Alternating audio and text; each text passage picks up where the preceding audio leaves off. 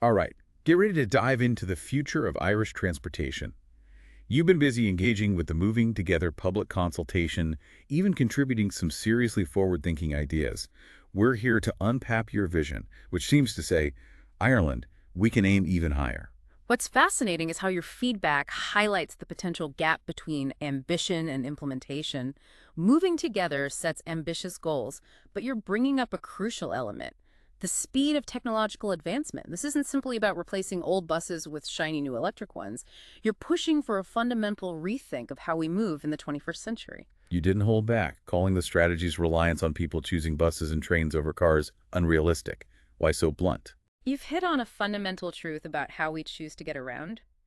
Convenience is king.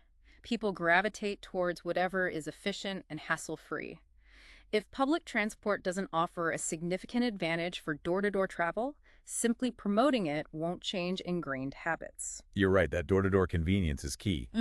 You pointed out how traditional public transport often involves multiple transfers, adding time and complexity, which doesn't make it a very attractive alternative. Exactly. And this is where your insights on the rapid pace of technological change come into play. You've done your research, bringing up exciting technologies like the Boring Company's loop system, robotaxis, even air taxis. For those unfamiliar, robotaxis are essentially self-driving taxis and air taxis. Well, they're exactly what they sound like. Are these viable options for Ireland, or are we in the realm of science fiction? Yeah, it does sound pretty futuristic. Yeah. But you seem to think these aren't just fantasies. This raises a critical question. Is Ireland's transportation strategy keeping pace with global innovation? You've cited examples of these technologies already operating successfully in other parts of the world. For example, your proposal for a Vegas loop system in Dublin seems to have sparked some debate. There was definitely a bit of a stir. You specifically called out a potential misunderstanding of the loop technology, which is distinct from Hyperloop. This instance highlights the risk of Ireland falling behind on innovation, potentially leading to consequences, including those hefty EU fines you mentioned. Ouch, those fines are no joke. So if simply swapping out buses for electric versions isn't the ultimate solution, what is? You seem particularly enthusiastic about shared mobility. It sounds like carpooling gets a high-tech upgrade. What does that actually look like, and how does it fit with innovations like autonomous vehicles? Your vision for transportation goes beyond individual car ownership, even if those cars are electric. You're advocating for a shared mobility ecosystem, a network of diverse, sustainable transportation options. So less about my car and more about our ride, but make it futuristic. I like it. Precisely. And you've proposed some fascinating ways to make this a reality. One idea involves using anonymized 5G tracking data to identify real-time ride-sharing opportunities. So imagine opening an app and instantly connecting with others heading in the same direction. It's like a hyper-efficient, targeted carpool system. Exactly. You've even connected this concept to the potential of remotely piloted vehicles and the wealth of data Google Maps already collects. Your proposal leverages existing resources and technologies to create a more efficient and sustainable transportation system. It's a fascinating approach. This is next-level stuff. You've painted a compelling picture of what the future of transportation could look like.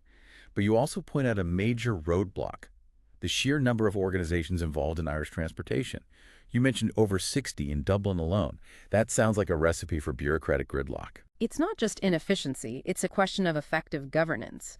You argue that without clear accountability, even the most brilliant strategies can falter during implementation. This leads to wasted resources and missed opportunities. You're right, having so many groups involved can make things complicated. And you specifically brought up, the Citizens Assembly's recommendation for Dublin. That whole idea of a directly elected mayor with real power over transportation, seems like that hasn't really gone anywhere, has it? It's like no one was really listening, which is a shame. But let's shift gears a bit. I mean, you're not just focused on cars here, are you? You're calling out the lack of support for electric HGVs. For our listeners who may not know, we're talking about those massive trucks you see on the motorway. Why are those so important to focus on? You're really highlighting something crucial here. It's about looking at the entire transportation picture. Focusing on personal vehicles ignores a big part of the problem.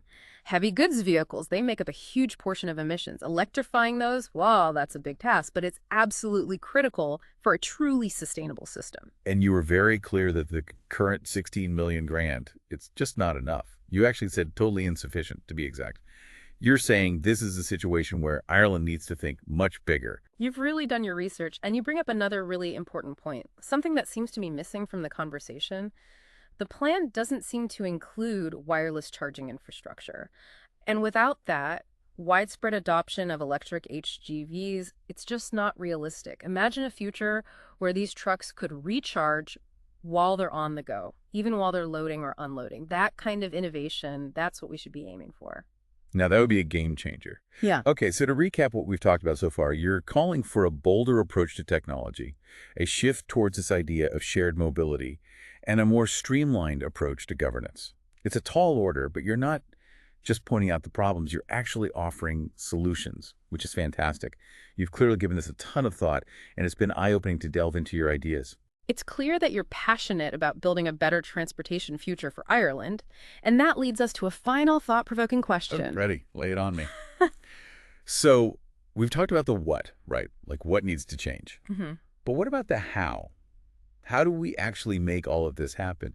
I mean, participating in consultations like moving together, that's great. But what else? What can people listening do? How can they really make a difference on this issue? It's the big question, right? It's one thing to have these ideas and to see where things could be better, but actually making it happen, that takes something more. So it's not enough to just like sit back and hope for the best. Not at all. It requires people getting involved, raising their voices and pushing for change. Your deep dive here, this is a perfect example. You've taken the time to really understand the issues, you've looked at the research, you've analyzed it, and you're presenting it in a way that makes sense. Imagine if more people were doing this in their own way. So what can people do? Give us the to-do list. What are the action items? Well, local politics, that's always a good starting point. Attend council meetings, talk to your representatives, make sure they know that transportation is something you care about. And then there are those groups out there, advocating for sustainable transportation, urban planning, joining those, lending your voice. That can make a real difference. And honestly, just talking about it, having these conversations with friends and family, you never know who might be inspired to take action themselves. So it's like a collective effort. Even small actions can have a big impact. Absolutely. We need to shift away from thinking just about our own little bubble and start looking at the bigger picture, a shared vision. And people like you who are willing to get involved, ask tough questions, and speak up. You're the ones who will shape the future of transportation. Wow, that's inspiring. This deep dive has been incredible. You've given us so much to think about.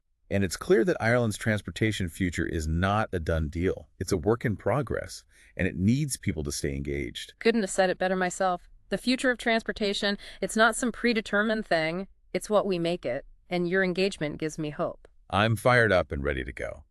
Thanks so much for joining me on this deep dive into the future of Irish transportation. The pleasure was all mine. Until next time, keep those wheels turning.